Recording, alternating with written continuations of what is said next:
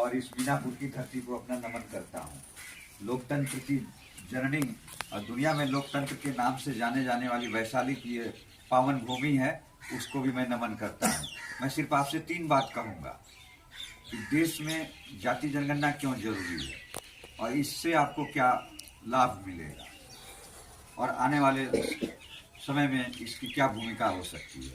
तो अभी आपने देखा कि राज्य सरकार ने जाति जनगणना कराने के लिए जो लगातार प्रधानमंत्री से मिलने की कोशिश उन्होंने किया, जब नहीं हुआ तो उन्होंने गणना राज्य में कराई और गणना के जब परिणाम आए तो आरक्षण की सीमा एकदम बढ़ा दी गई। मालूम है ना आप लोगों को कि आरक्षण की सीमा बढ़ाई गई। तो अब सरकारी नौकरियों में हर परिवार के बच्चों जो उसकी तैयारी कर रहे होंगे उसको अवसर मिलेगा, तो तात्कालिक लाभ आपको मिली। लेकिन बड़ी लाभ के लिए जब तक राष्ट्र स्तर पर यानी भारत सरकार के द्वारा, भारत सरकार के अधीन इससे संबंधित विभाग जो जनगणना का काम करता है उसके द्वारा जब तक देश में जाति आधारित जनगणना नहीं होगी तब तक बड़ा लाभ नहीं मिलेगा। नीतियां बनती है केंद्र सरकार में, संसद में, विधानसभा में छोटा काम होता है।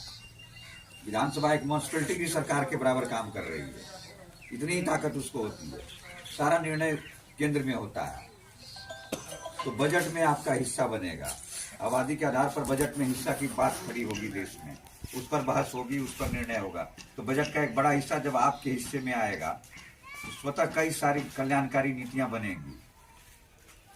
उससे आने वाले पीढ़ी जो आपकी है, यह जनगणना इतना जरूरी है कि यह आपका भविष्य, आपके बच्चे का भविष्य और आपकी आने वाली पीढ़ियों का भविष्य तय करेगी, आपके जीवन में खुशहाली लाएगी। कोई भी पॉलिसी बनती है कि यहाँ सड़क बनना है, पानी के लिए नल जाना है, स्कूल लगाना है, चिकित्सालय खोलना है, जितनी भी विकास से संबंधित काम हैं वो सब आंकड़ों के आधार पर दिल्ली में तय होता है। राज्य सरकार एजेंसी बनती है, उस काम को पूरा करती है।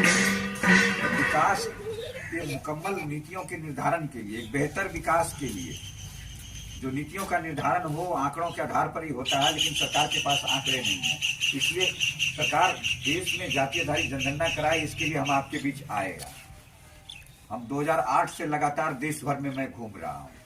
2011 में जनगणना होने का फैसला केंद्र सरकार ने लिया था, लेकिन कुछ जाति जो वर्चस्ववादी जातियां हैं जिनका इस देश के संसाधनों पर कब्जा है, उन लोगों ने जाति जनगणना को होने नहीं दिया और 2011 से अब तक नहीं हुई। प्रत्येक 10 वर्ष में गणना केंद्र सरकार पूरे भारत के हर नागरिकों का, हर चीज का, गाय है, बकरी है, मवेशी है, गाड़ी है, घोड़ा है, साइकिल है, खटिया है, मुर्गा है, मुर्गी है, हर चीज की गिनती कराती है, सेंसस जनगणना कराती है। जातियों के आंकड़े इकट्ठा करके उसके सुंदर विकास के लिए, उसके स्थायी विकास के लिए कोई काम नहीं कर रही है। 1931 आजाद भारत के पहले जो जनगणना अंग्रेजों ने, और इस मीनापुर की धरती को अपना नमन करता हूँ। लोकतंत्र की जननी और दुनिया में लोकतंत्र के नाम से जाने जाने वाली वैशाली की ये पावन भूमि है, उसको भी मैं नमन करता हूँ। मैं सिर्फ आपसे 3 बात कहूँगा कि देश में जाति जनगणना क्यों जरूरी है और इससे आपको क्या लाभ मिलेगा और आने वाले समय में इसकी क्या भूमिका हो सकती है। तो अभी आपने देखा कि राज्य सरकार ने जाति जनगणना कराने के लिए जो लगातार प्रधानमंत्री से मिलने की कोशिश उन्होंने किया, जब नहीं हुआ तो उन्होंने गणना राज्य में कराई और गणना के जब परिणाम आए तो आरक्षण की सीमा एकदम बढ़ा दी गई। मालूम है ना आप लोगों को कि आरक्षण की सीमा बढ़ाई गई। तो अब सरकारी नौकरियों में हर परिवार के बच्चों जो उसकी तैयारी कर रहे होंगे उसको अवसर मिलेगा, तो तात्कालिक लाभ आपको मिली। लेकिन बड़ी लाभ के लिए जब तक राष्ट्र स्तर पर यानी भारत सरकार के द्वारा, भारत सरकार के अधीन इससे संबंधित विभाग जो जनगणना का काम करता है उसके द्वारा जब तक देश में जाति आधारित जनगणना नहीं होगी तब तक बड़ा लाभ नहीं मिलेगा। नीतियां बनती है केंद्र सरकार में, संसद में, विधानसभा में छोटा काम होता है। विधानसभा एक म्युनिसिपैलिटी की सरकार के बराबर काम कर रही है, इतनी ही ताकत उसको होती है। सारा निर्णय केंद्र में होता है। तो बजट में आपका हिस्सा बनेगा, आबादी के आधार पर बजट में हिस्सा की बात खड़ी होगी देश में, उस पर बहस होगी, उस पर निर्णय होगा।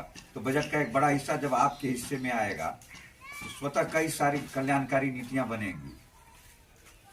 उससे आने वाले पीढ़ी जो आपकी है, यह जनगणना इतना जरूरी है कि यह आपका भविष्य, आपके बच्चे का भविष्य और आपकी आने वाली पीढ़ियों का भविष्य तय करेगी, आपके जीवन में खुशहाली लाएगी। कोई भी पॉलिसी बनती है कि यहाँ सड़क बनना है, के लिए नल जाना है, स्कूल लगाना है, चिकित्सालय खोलना है, जितनी भी विकास से संबंधित काम हैं वो सब आंकड़ों के आधार पर दिल्ली में तय होता है। राज्य सरकार एजेंसी बनती है, उस काम को पूरा करती है। विकास के मुकम्मल नीतियों के निर्धारण के लिए, एक बेहतर विकास के लिए जो नीतियों का निर्धारण हो आंकड़ों के आधार पर ही होता है, लेकिन सरकार के पास आंकड़े नहीं है।